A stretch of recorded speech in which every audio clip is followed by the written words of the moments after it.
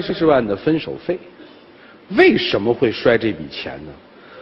怎么摔了钱就坚持又要分手呢？女孩为什么又不收这个钱呢？这里面有很曲折的2个年轻人的爱情故事，我们请出他们吧。来，掌声有请。男主人公小李来自北京，24岁，他现在的工作是个体。女主人公苏西来自北京，22岁，是一位国企的前台。来，有请2位。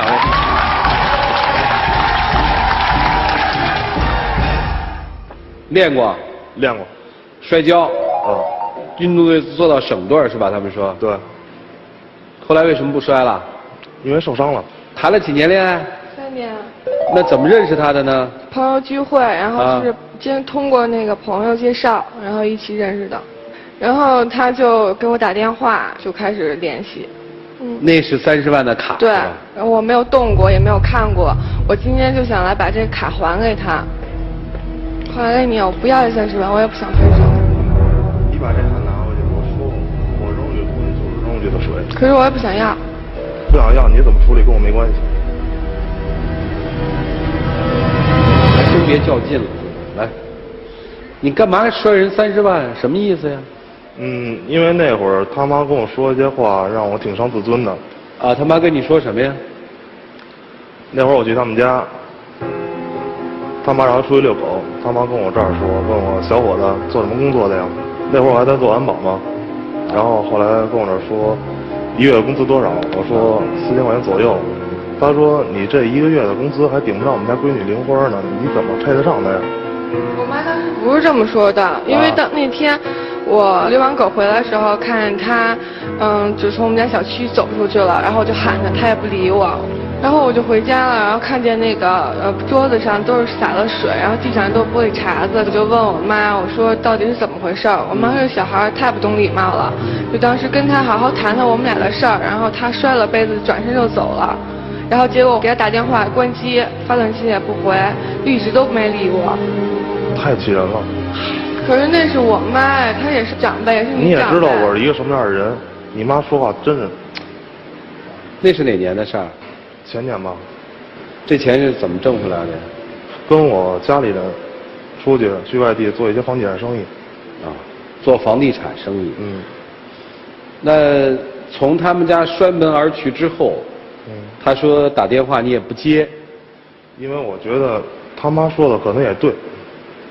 那我就做到之前，我跟你联系什么呀？就是半年多没谈了，等于。对，差不多。那算什么状态呢？分手状态还是？也不算是分手吧，要分也还没有分，但是这次我也跟他提出来了。现在父母什么意见啊？我妈现在也不反对了，然后但是她现在心里还是就有这坎。你妈为什么又不反对了呢？因为现在感情在这儿了。我去见你妈之前呢，咱俩感情是不是也在？那时候你在安保，我妈觉得工作不稳定。那如果我工作一直没换呢？那是我妈的问题，我会努力说服我妈。可是你一直没有给我时间，那时候见父母我已经跟你说了，我妈现在不太同意，可是你非要去见。我还是那句话，我说过了，我媳妇早晚给见公婆的，对不对？那你也不能摔杯子。那我是什么人你不知道？你什么人？脾气有点暴，也算直性的吧。现在是不是等于衣锦还乡了？算是。差不多。就跑人家嘚瑟去了。这卡是当着你父母面给的，还是就给你的？当我父母面。就是我。你做的可够绝的了，那比摔杯子绝多。说说那天的情景吧。他给我开的门，我进的屋，然后我直接坐在沙发上。我说阿姨，我又来了，把他支出去之后，他说你来什么意思？我说阿姨啊，当初你看不起我没事，今天我把您拍这儿了，自己后悔去吧。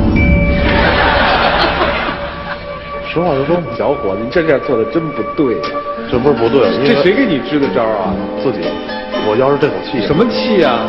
当初你看不起我，现在我让你看得起。是真想跟他分手，还是跟他母亲是气？跟他感情还有，但是他母亲这口气我真是咽不下。你爱他吗？爱，确实爱。就因为他母亲那么说了，你就不再爱他了？应该也懂，人争一口气，佛争一炷香。咱这儿说，一个大老爷们儿，您可能让一个那个人看不起吗？我跟你说，这个世界上没有所有人都能看得起你的。是。随他们说去吧，有什么了不起啊？我年有气是吧？那你憋不下那口气，就应该跟人家姑娘了断啊，把钱收回去吧。家里也不是卖姑娘，你这算哪一出呢？你这样做羞辱到别人，还羞辱到自己了。你就觉得说，人家觉得你有钱了，人家稀罕你了是吧？姑娘，你跟他交往的时候，你花他很多钱吗？没有，那时候他也是安保，然后我也上学，零花钱也不是很多。特穷的时候是我们俩都没有钱，只有3块钱，买了个煎饼，还是一起吃了一个。我从来没有看着他钱。这些原生事我都记得心里了。对啊，又不是他这么对你，你这么伤害他。但是你要想，就算将来我们俩结了婚，我是不是要见他妈妈？可是那是咱俩过日子，又不是跟我妈过。我每次都会见你妈，见了你妈之后，我这个气我如果来了气怎么办？实话实说。哎，一个人的脾气不因为有钱变大，也不因为没钱就变小。你如果是1、2年前，你现在的资料上面是24岁，一个22岁的小伙子，一个月挣4000。家长说那样的话，实际是对未来的工作的一个担忧。你跟他解释就好了。我今年只有22啊，我以后能挣得更多呀。如果说你觉得你配得上我们家闺女吗？但您让我怎么受这气？刘老师闺女儿吧，你不信你问他，找一个王子来到他家求婚，他看着还不顺眼了。养女儿不都这样吗？因为女儿是最金贵的，他不是说你不行，而是说我女儿很好，你行吗，小伙子？是这个意思。老扯他妈的事儿干嘛？你就说你爱他嘛。现在已经不爱了。不爱了，不爱就分手呗，把钱还给人家呗。人家姑娘，你不要这钱吧？对啊，可是我不想分。我今天来这节目就是想把这钱还给他。啊，你为什么不想分啊？因为感情在那儿呢。我们刚好的时候逛西单，然后看了一对戒指，90块钱，我特别喜欢，他买给我了。然后因为那个质量，戒指质量也不是很好，然后就是戴了很久以后它会长锈，然后现在我一直都放在那个盒子里，就是一直保存到现在。就是我已经扔了。为什么扔呀？我觉得没必要留着。可是那是咱俩刚认识的时候你送给我的，送的我第一份礼物。我觉得有时候吧，做人做事藕断丝连，加上念旧不算太好。有些东西该扔就该扔。但我当时对你那么好，你现在有钱了就不要我了。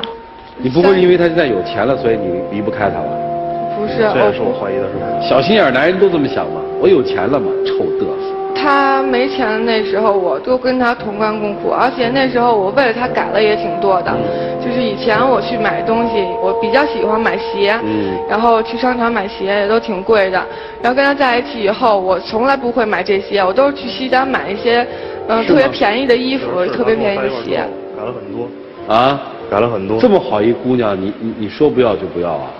因为现在我的父母也比较说是反对我跟他开始。为什么？因为觉得那会儿我去他们家，他们母亲对我冷嘲热讽，我妈也觉得挺怄气的。听听他母亲对你们俩事情的看法。我听我家孩子说，好像就是他们家里面对他也有一定的成见，那可能是根据就是两边生活的环境不一样吧。觉得我们家孩子条件不如他们家条件好，好像是地位悬殊比较大。刚开始时候我也是不怎么看好，我就认为本身就不可能的事，因为本身人家生活的条件那么好，你如果是一个普通家庭的孩子，你跟他在一起的话，像即使将来好了的话，估计也是受气的。现在不是分了吗？分了不是挺好的吗？他母亲的这段采访里面透露出一个信息，你家庭条件不错是吧？所以你自卑了？也算是。没嫌弃过他吧？没有，而且当他当安保的时候，我一直都鼓励他。先泼个冷水啊，就这事儿比较难，难题就交给这些老师吧，看老师们怎么帮你们，好吗？一起进入丘比特问卷。匹夫，为什么说是匹夫呢？膀大腰圆的身材，浅薄狭窄的心胸。刚才说什么？摔跤最重要的是快、准、狠。错。最重要的不是那身材，也不是那快、准、狠，是要有冷静的大脑和宽阔的心胸。表面上30万，一个耳光打在了丈母娘脸，其实这个耳光是打在了自己女人的脸上。这么多年来的付出，荣辱与共，同甘共苦，就值30万吗？